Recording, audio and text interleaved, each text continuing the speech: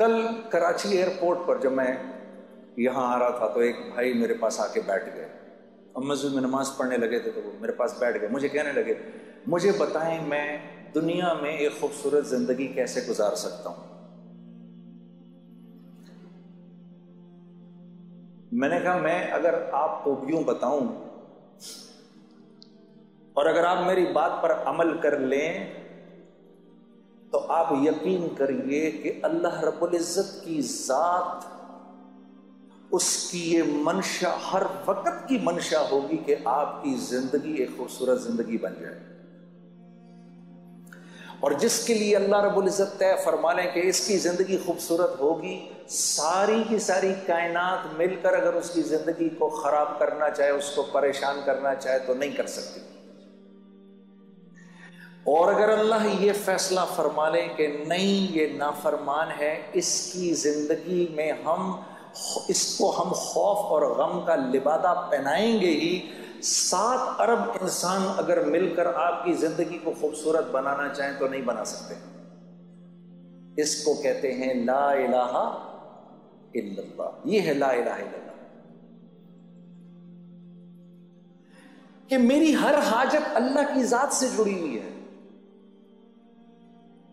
اگر میں اپنی حاجت کو چیزوں کے اندر ڈھونڈوں گا تو میں پریشان ہو جاؤں گا. اگر میں یہ سمجھوں گا کہ میرے بھوک کا تعلق میرے معدے سے ہے تو پھر میں مخلوق سے جا کر اپنی ضرورت کو پورا کرنے کی کوشش کروں گا. مخلوق تو خود ضرورت مند ہے,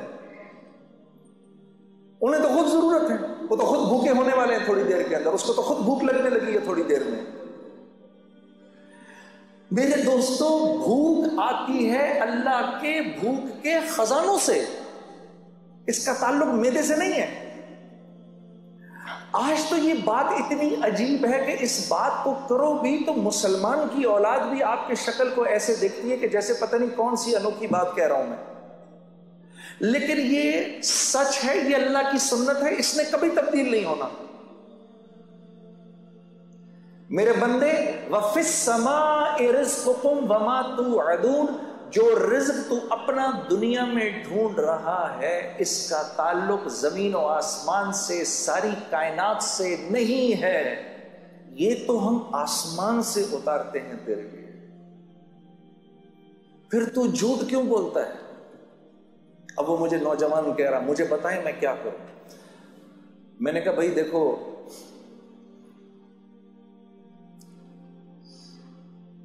دنیا میں اگر اللہ کی مان کے چلو گے تو یہ اللہ کا وعدہ ہے کہ اللہ تمہیں حیات طیبہ دیں گے. اور حیات طیبہ اور زندگی کا نام ہے. جو زندگی اللہ لمبی کر دیتے ہیں, نیک انسان کی زندگی اللہ لمبی کر دیتے ہیں, اس کی تقدیر بدل دیتے ہیں. اس کی تقدیر میں جتنے سال لکھے ہوتے ہیں, جب اس کی زندگی کے اندر اپنی فرما برداری دیکھتے ہیں تو اس کی زندگی کے سالوں کو بڑھا دیتے ہیں. آسمان سے رزق کے وہ دروازے کھولتے ہیں جو اکثر نہیں کھولتے. اس کے لیے خاص رزق اترتا ہے.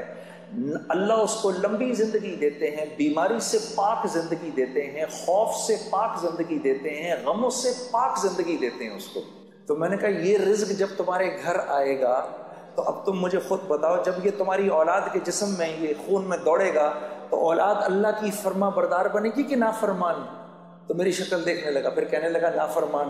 میں نے کہا یہ رزق جب بیوی کے خون میں جائے گا وہ وفاداری کرے گی بے وفائی؟ کہنے لگا جی بے وفائی. تو میں نے کہا اولاد ہو نافرمان, بیوی ہو بے وفا, تو زندگی سکون میں گزر سکتی ہے؟ میں نے کہا گھر کے جو نوکر چاکر ہیں جب وہ یہ کھائیں گے تو تمہارے ساتھ وفاداری نبھائیں گے کہ بے وفائی کریں گے؟ کہا جی بے وفائی. میں نے کہا جب یہ تمہارے جسم میں جائے گا یہ نافرمانی کا رزق تو تم اللہ کی فرما برداری کرو گے نافرمانی کرو گے؟ رات کو تہجد کے لیے اٹھو گے کیا پھر تم؟ رات کو تہجد کی نماز پڑھو گے کہ فلم دیکھو گے؟ کہتا جی میں پوری بات سمجھ گیا, میں پوری بات سمجھ گیا. فَأَلْهَمَهَا فُجُورَهَا وَتَقْوَاهَا. میں نے اس کو اٹھ کے گلے لگایا.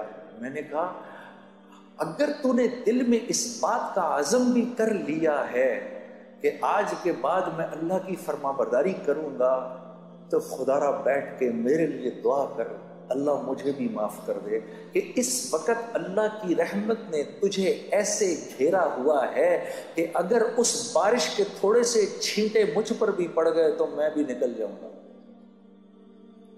کیونکہ اللہ کا جو بندہ اندر سے اس بات کا عزم کر لے اے اللہ آج کے بعد نافرمانی نہیں کروں گا، میری مدد کر، آج کے بعد میں تیری فرما برداری کی پوری کوشش کروں گا، جو بندہ اس بات کا صرف دل میں عزم کر لے اللہ کی رحمت اس کے ساتھ ہو جاتی ہے.